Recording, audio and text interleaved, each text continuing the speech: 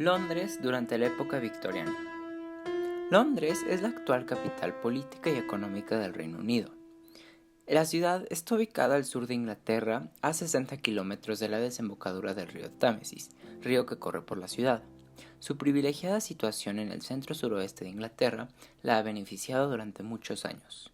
En este video resumiré cómo Londres se transformó y agrandó durante la época victoriana y cómo fue que esta ciudad se convirtió en la capital de finanzas y comercio internacional a inicios del siglo XX. De hecho, gran parte de Londres actual pertenece a esta época.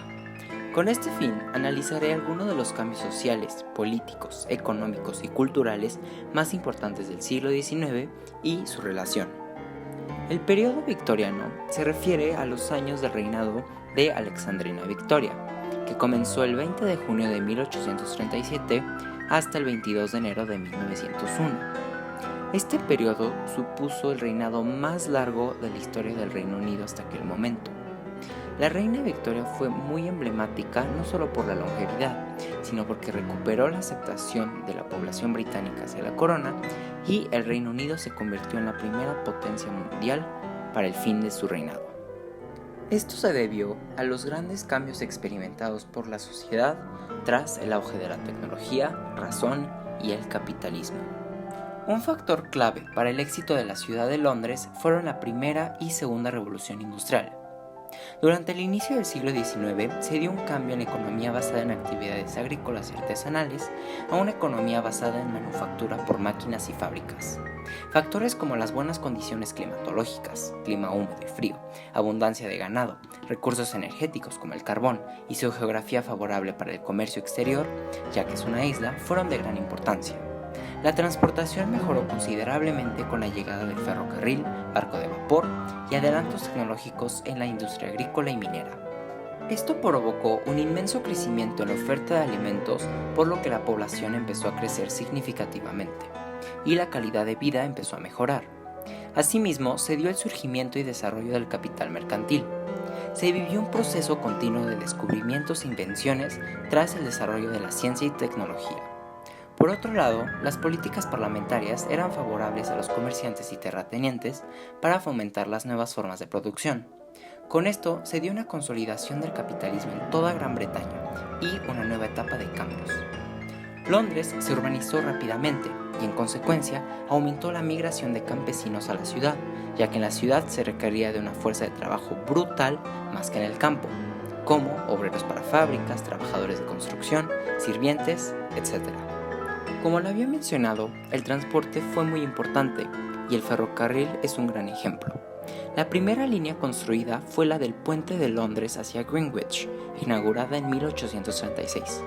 A esto le siguió la apertura de grandes terminales de ferrocarril que unía Londres con casi todos los rincones de Gran Bretaña. Entre estas se encuentran la estación de Euston, Paddington, Furches Street, Waterloo, entre otras. Ahora me gustaría explicar cómo estaba dividida la sociedad. Dentro de las clases más altas se encuentran los burgueses, dueños de fábricas y comerciantes enriquecidos, y la nobleza, formada por condes, duques y marqueses, todos con títulos por parte del reino. Ellos organizaban grandes fiestas que servían para crear pactos y hacer negociaciones. Dentro de la clase media se encontraban propietarios de pequeños negocios, capataces de fábricas, funcionarios de servicios sociales como abogados, médicos y enfermeras, así como puestos de policía, ejército e incluso artistas. Y finalmente se encontraba la clase obrera o la clase baja, la cual hacía todo el trabajo pesado y conformaba la mayor parte de la sociedad. Esta clase baja, también conocida como el proletariado, sufría de explotación, un salario escaso que no correspondía a lo que producían, jornadas laborales de 12 a 15 horas y una calidad de vida indigna. Por ejemplo, sus casas, si es que tenían, solían estar en edificios de pequeños pisos con una o dos estancias para toda la familia. Asimismo, se permitía que los menores de edad trabajasen en las fábricas al lado de sus padres desde la edad de 5 años. En muchos casos, esta situación provocó el pillaje, crimen y prostitución. Por esta razón, desde mediados del siglo XIX, los movimientos obreros se hicieron muy presentes en la ciudad. Nuevas corrientes ideológicas se popularizaron desde el inicio del siglo, tales como el cartismo, socialismo utópico y sindicalismo. Asimismo, famosos activistas como Karl Marx y Federico Engels fueron exiliados al Reino Unido y otros pensadores como Spitalfields o Hackney se refugiaron en Londres. En 1848 se publicó el Manifiesto del Partido Comunista en la ciudad. El 28 de septiembre de 1864 se convocó en el Teatro St. Martin's Hall una reunión que dará lugar a la primera Asociación Internacional de Trabajadores. Sin duda alguna, el hecho de ser Londres uno de los lugares más industrializados y con mayor presencia de obreros y organizaciones obreras de toda Europa, tener un carácter relativamente abierto y liberal, influyeron al nacimiento de nuevas ideologías.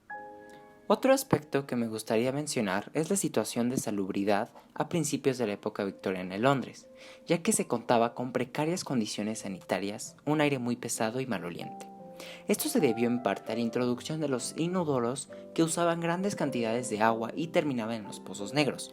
Con frecuencia estos pozos acababan en los desagües de las calles, originalmente para aguas de lluvia, y transportaban los residuos por toda la ciudad hasta el río Támesis. Por esta razón, el río Támesis terminó cubierto de deposiciones humanas, provocando enfermedades fácilmente contagiables. A este periodo se le conoció como el Gran Hedor.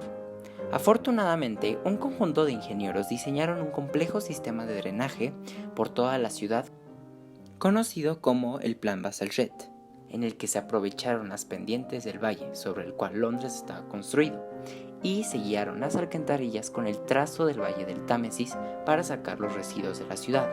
Este plan tuvo un gran impacto en la vida de todo Londres y fue clave para su expansión. Ahora me gustaría explicar un poco la ocupación humana en la ciudad. Según un censo en 1851, más del 38% de la población provenía de las afueras de la ciudad.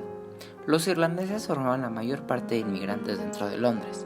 De ser 73.000 individuos en 1841, pasó a tener 109.000 en 1851. Esto se debió a la llamada Gran Hambruna Irlandesa entre los años de 1845 y 1849, que forzó a miles de familias a emigrar. Asimismo, alcanzaron los 26.000 extranjeros provenientes principalmente de Francia, Alemania y España en 1851, tras escapar de revueltas políticas y sociales entre 1830 y 1848.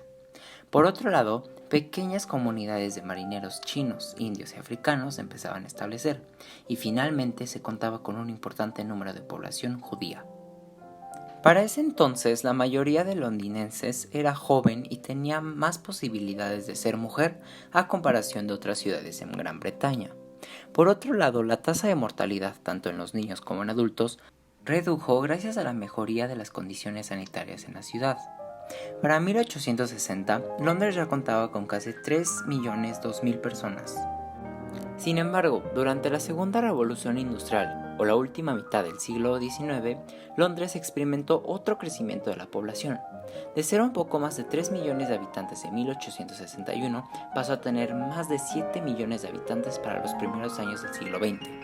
La tasa de fertilidad había incrementado y el número de habitantes nacidos fuera de Londres había decrecido por 33%. Más revoluciones en Europa trajo muchos inmigrantes provenientes principalmente de Rusia, Francia, Polonia, Italia y Alemania. La mayoría llegaba en busca de trabajo o huir de las persecuciones y muchos pertenecían al judaísmo. Esta comunidad religiosa se extendió todavía más por la ciudad tras persecuciones en Prusia y Rusia, 140.000 habitantes.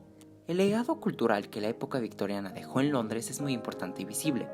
Un ejemplo es el escritor famoso londinés Charles Dickens, quien de hecho tomó como su linterna mágica de inspiración el Londres del siglo XIX. Su vasto legado de obras es muy extenso, como Oliver Twist, Canción de Navidad, David Copperfield, Casa Desolada, entre otras. Otra de las áreas culturales más importantes fue la arquitectura. Se pretendía recuperar estilos arquitectónicos del pasado como el gótico, con el que se basaron para el nuevo edificio del Parlamento de Londres o el Palacio de Westminster, donde está el Big Ben. Este estilo gótico lo podemos ver en los arcos apuntados y torreones.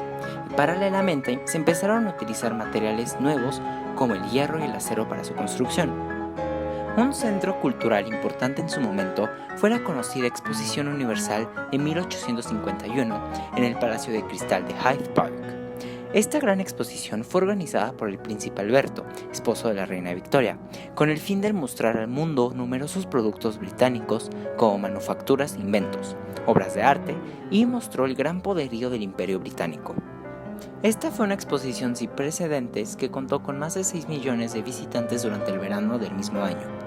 En conclusión, la época victoriana representó el éxito y poder que el Imperio Británico tuvo por muchos años sobre todo el mundo. Se caracteriza por los grandes cambios tecnológicos, sociales y fue un importante impulso a la época moderna. Se consideran los años de oro del Reino Unido y Londres creció tanto que se convirtió en la ciudad más grande y la capital del mundo.